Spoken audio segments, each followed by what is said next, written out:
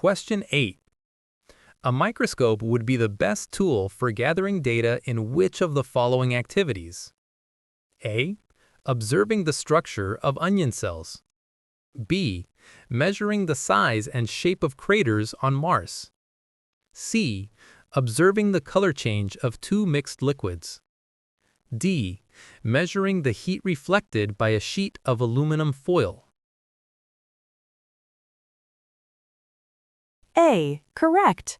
Onion cells are too small to be seen without magnification.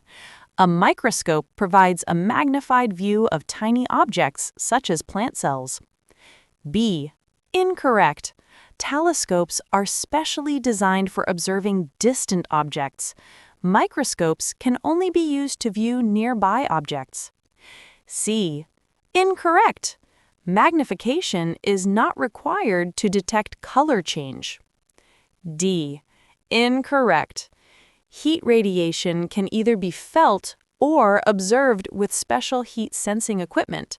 A microscope will not help detect heat.